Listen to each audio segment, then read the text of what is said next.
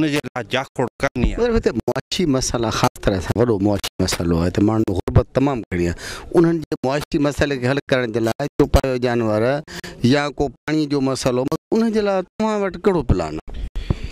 मुंहिंजे लाइ जेका हमेशह हर प्लेटफॉर्म ते वसाइल असां वटि मौजूदु आहिनि।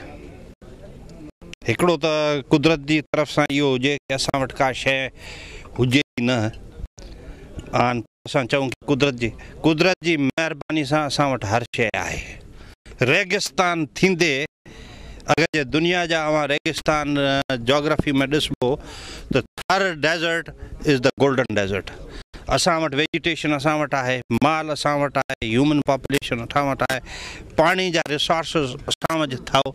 पर हाणे हू हुनजी क्वालिटी किथे ख़राबु हुजे पर क्वांटिटी में आहे।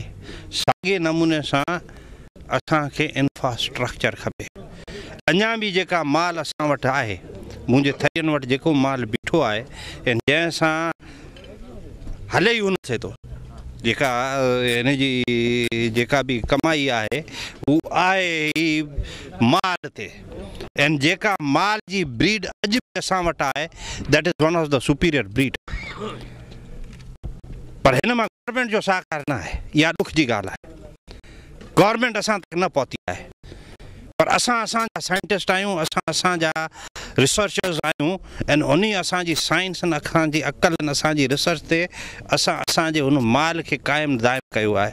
असांजी साइंस एंड टेक्नोलॉजी में अॼु बि जेका खारो पाणी विच is not less than 3500 ppm to 7000 ppm, हुनखे बि अॼु असां मिठो करे पियूं था। दैट इज़ ढाट जी technology. It's not reverse osmosis which government has given to my people, which it should be needed. So infrastructure हिन ॻाल्हियुनि ते हींअर आउं इंडिया वियुसि त डेरी हिते रट लॻाए वेठा आहिनि। डेरी वाइट रेवल्यूशन, माना ॾुध जो रेवल्यूशन असां आणंदासूं। इहो असांजी जेका आहे उहा प्रीवियस गवर्नमेंट जो हिकिड़ो कैंपेन हलियो। असांजा माल जो माना ढगीन मेंह जी ॻाल्हि पिया करियूं डेरी जी। इंडिया जे अंदरि हींअर जेका मोस्ट प्रॉफिटेबल जेका डेरी हींअर हले पई उहो सांडनि जी आहे, सांडी जी खीर जी। छाकाणि हुन में फैट आहे कान्हे। उठ हा सांड, हुन में फैट आहे कान। ऐं हुनजी वर्ल्ड में मार्केट एतिरी घणी आहे, मिडल ईस्ट में एतिरी घणी आहे कि they are ready to pay any price. जे हू 200 लीटर आहे त हू 600 लीटर आहे, ऐं असां वटि उहा शइ पई आहे। We have to organise. असांखे असांजे माण्हुनि खे इंफ्रास्ट्रक्चर ॾियणो आहे। उहा सिर्फ़ु गवर्नमेंट जो पॉलिसी हिकिड़ी विजन हुजे, ऐं उहा विजन गवर्नमेंट सां गॾु न वञे, उहा थोरो ठहराव करे उहा माण्हुनि जे लाइ। अमूमन गवर्नमेंट विजन्स आंदियूं आहिनि, पर हुननि जो विजन्स उते ई ख़तमु थींदो आहे जिते भटारी हुकूमत ख़तमु थिए। खणी हुनजो अगरि जे रुगो सिलसिलो हलंदो रहे त माण्हुनि खे बेनिफिट मिली थो सघे। आई होप, ऐं उमेदु कयां थो हिन हुकूमत सां कि महिरबानी करे थोरो असां ॾे डाइवर्ट कयो, विजन ॾियो, ऐं विजन अहिड़ो ॾियो जंहिंमां हर शइ मौजूदु आहे। असांखे ॿाहिरि सां का शइ घुराइण जी ज़रूरत न आहे। इहो न अॼु न त सुभाणे। हाणे जेका रिज़र्व असां वटि कोयले जो मिलियो आहे, हीउ घणा ॾींहं कोन निकिरंदो। 6वीं पीढ़ी थी आहे। This is my 26 generation. 6वीं पीढ़ी रोके नथा सघनि।